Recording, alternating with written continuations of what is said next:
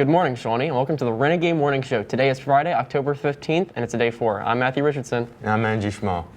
You know what I just realized? Both freshmen and sophomores have never been to homecoming. Well, it's a good thing for them that Student Council put together this video to help explain the rules. Good morning, Shawnee High School. I'm Luke Anderson, President of Student Council. And I am Sabrina Vadvaz, the Vice President. We hope you are all excited for the Homecoming Carnival and dance this Friday night. The dance starts at 7:30 and ends at 10:30. You must be here no later than 8:30 and can't leave before 10 o'clock. Tickets are being sold during Lunch and Learn and for $20. No outside guests are allowed unless you have already turned in your guest contract. Here are a few things you need to know before the event. Parking will be in the gym and caf and auditorium parking lots only. No field hockey or volleyball parking. Drop off and pick up will be in the gym lot or calf lot. If you have already purchased your ticket, make sure you bring your ticket and enter at the gate next to the boys' locker room to receive your wristband. If you are going to purchase a ticket at the door Friday night, you must have a student ID and no outside guests will be permitted to enter. You will go to the ticket table by the gym doors to buy your ticket, then enter by the boys' locker room and receive your wristband. Wristband must remain on the entire night. No wristband, you will be escorted out of the dance. There will be plenty of food and drinks that are all included in your ticket, so you don't need any money. There will be plenty of trash cans around the area. Please clean up after yourself. No food or drinks will be allowed on the turf. No backpacks will be allowed. Shoes must be worn at all times. Remember, no spiked heels.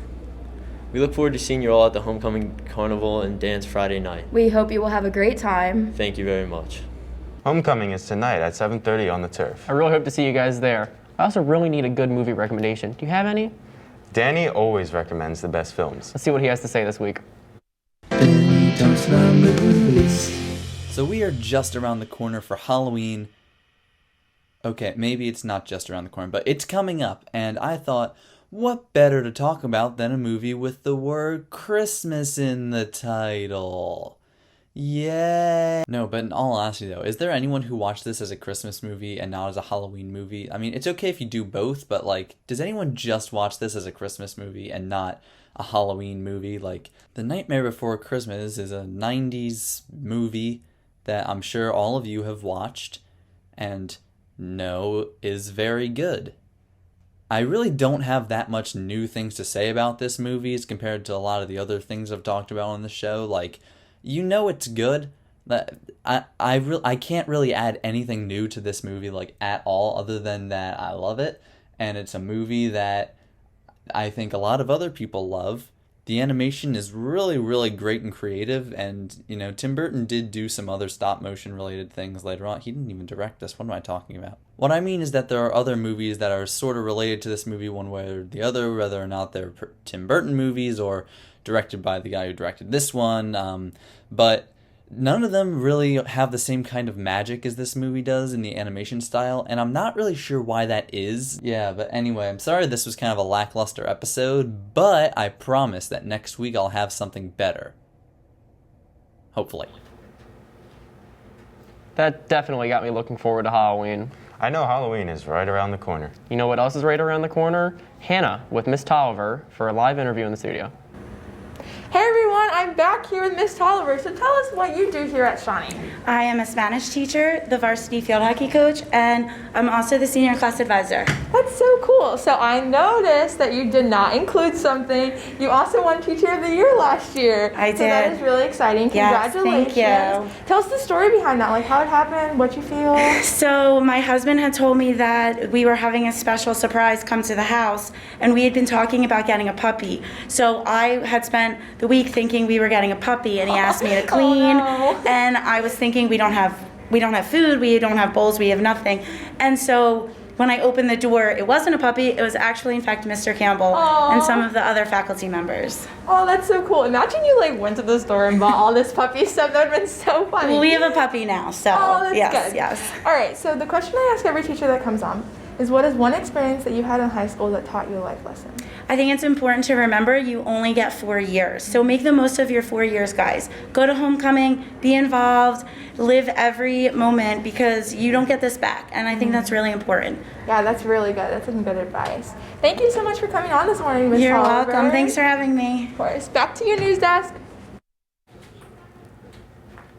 That was really interesting. Hey Matt, do you like animals? Yeah, I'm a really big dog guy. Well, you're in luck because Jade made a segment highlighting good stories involving animals today. Good morning, Shawnee, and welcome to the first installment of Feel Good News, the segment where I tell you 3 good news stories.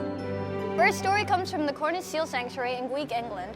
At CSS, a rescued seal named Yule Logs celebrated his 31st birthday with a cake made of colored ice and fish. The spokesperson of CSS said that it had become a tradition to give every seal an ice cake on their birthday. Next, in the Mexican rainforest, millions of monarch butterflies make their 2,000-mile migration trip. Phil Torres recorded the sounds of the butterflies as they made their move.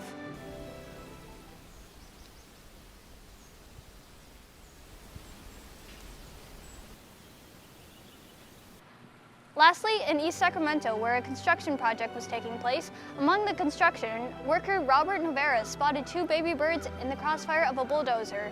Navarez called wildlife biologist Pete Norris. Norris called Lee Rourke, an experienced bird rehabilitator, attempting to return the birds to their tree, with one of the babies being taken by the parent scrub jay and the other being left behind. He called his wife Susan to see if she wanted to take up the job of taking care of the baby bird. Susan did her research on the baby scrub jay and came up with the name Blue Blue for the baby.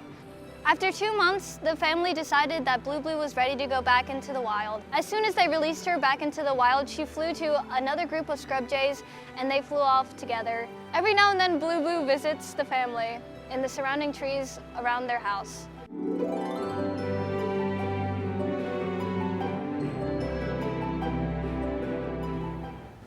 Well, that's all for today. Tune in every Monday through Thursday for the Shawnee Wake Up and every Friday for the Renegade Morning Show. I'm Matthew Richardson. And I'm Andrew Schmal.